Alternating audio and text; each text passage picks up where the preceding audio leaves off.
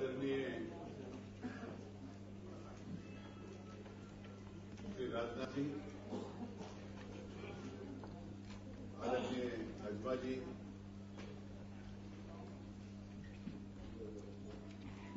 आदरणीय श्री रामलाल जी, मेरे बहुत ही नजदीकी दोस्त हैं नकवी साहब, शाहनवाज जी, डॉक्टर साहब, मंच पर बैठे हुए पार्टी के प्रमुख नेतागण और दोस्तों, चुनाव से पहले अल्पसंख्यक मोर्चा, राष्ट्रीय मुस्लिम मंच के कुछ प्रमुख कार्यकर्ताओं का यह सम्मेलन हो रहा था।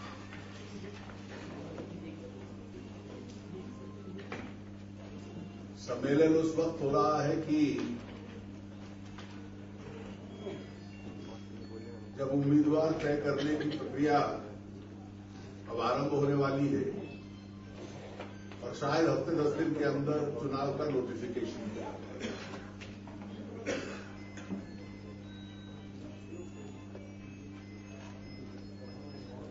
हम लोगों ने बहुत चुनाव देखे हैं, लेकिन अकेले लड़ते हुए भी भारतीय जनता पार्टी की इतनी मजबूत स्थिति चुनाव अभियान आरंभ होने से पहले होगी, शायद इतिहास में पहले ऐसी स्थिति हम लोगों ने देखी।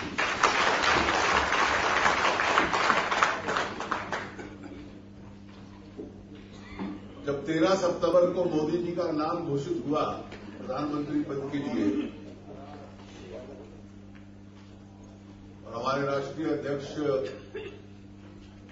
श्री राजनाथ सिंह जी ने सबको चर्चा करने के बाद फैसला किया, तो हमारे आलोचक ये कहते थे कि शायद आपकी पार्टी अलग थलग हो जाएगी, आइसोलेट हो जाएगी, आपके साथ कोई चुनाव में साथ देना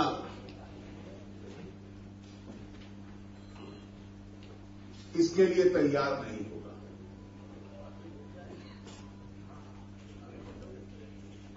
मेरा स्वयं का ये मानना था कि सच्चाई इसकी उल्टी थी। भारतीय जनता पार्टी अगर कमजोर रहती है तो कोई साथी नहीं मिलेगा, खुद अपने दम पर मजबूत होती है तो चुनाव से पहले भी और बाद में भी बहुत साथी आने को तैयार होंगे। और पिछले 5 महीने में हम लोगों ने जो नजारा देखा है इस देश के अंदर, शायद पिछले 20-25 सालों में आज तक ऐसा नहीं। सन 98 और 99 के चुनावों में श्रद्धेय अटल जी के प्रति एक चर्चा थी कि देश में सबसे ऊंचे कद के राजनीतिक नेता हैं और इसलिए बहुत लोग उनको सुनने आया करते थे, उनके भाषण का एक आकर्षण रहता था। लेकिन इस तरह की भीड़ मैंने पिछले 2 दशकों के चुनाव में बहुत कम देखी है। जब मोदी जी और श्रद्धेय राजनाथ जी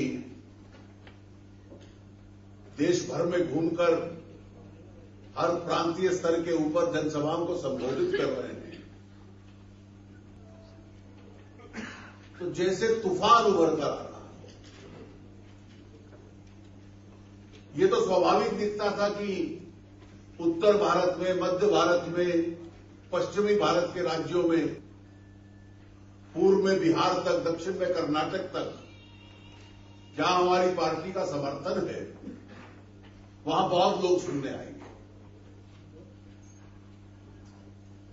लेकिन उन प्रांतों में जहां पार्टी बहुत मजबूत नहीं थी,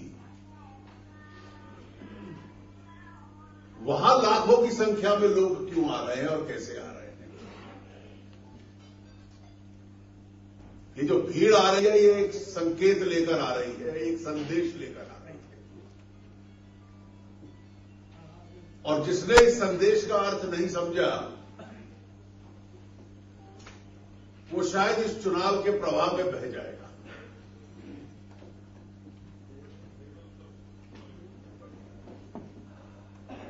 मुझे याद है कि जब ये भारतीय जनता पार्टी को अलग थलग करने की बात सुझाव लोग देते थे तो मुझे किसी ने कहा कि आप आइसोलेट तो नहीं हो जाओगे। तो मैंने एक शब्द उसी के जवाब में दिया कि शायद मैजेस्टिक आइसोलेशन हो, अकेले हो पर इसमें जनता का बहुत समर्थन हो। इतना समर्थन मिलेगा ये कल्पना हम लोगों को भी नहीं थी।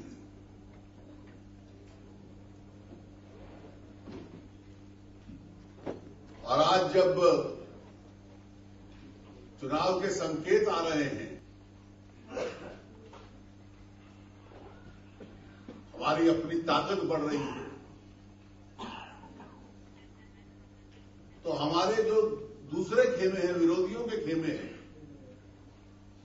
वहां एक पैनिक की स्थिति है, एक चिंता की स्थिति है। इतिहास में सबसे अधिक संख्या पे हम लोग अपनी ताकत की पहुंच पाए और कांग्रेस अपनी सबसे कमजोर संख्या पे पहुंच जाए।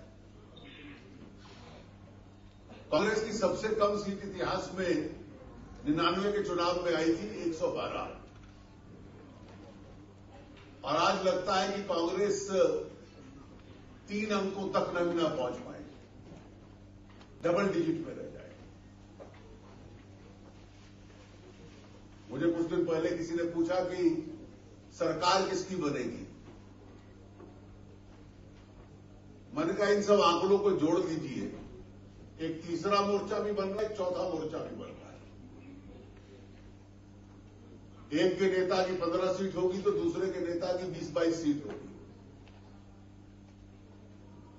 कांग्रेस 2 आंकड़ों में होगी, एक पार्टी 200 से ऊपर होगी, तो 272 पहुंचने की क्षमता 20-22 वाले की है, 60-70 वाले की है कि 200-250 वाले की है।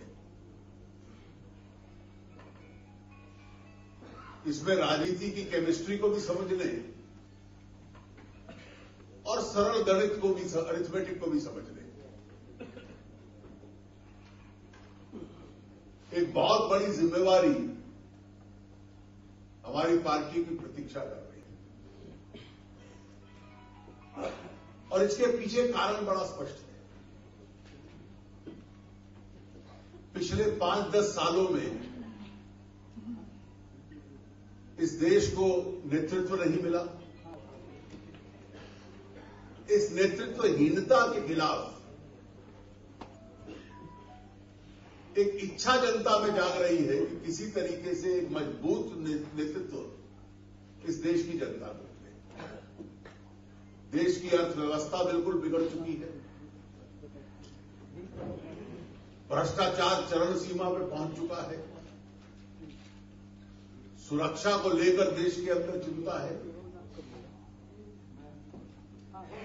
और इसलिए एक व्यापक परिवर्तन की लोग प्रतीक्षा कर रहे हैं। इस संदेश को लेकर निश्चित रूप से आप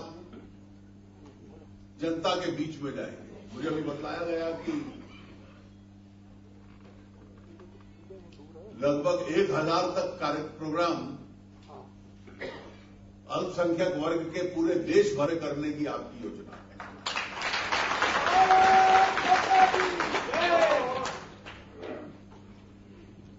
हमें इस वक्त आज जरूरत है कि अल्पसंख्यक वर्ग में भी हम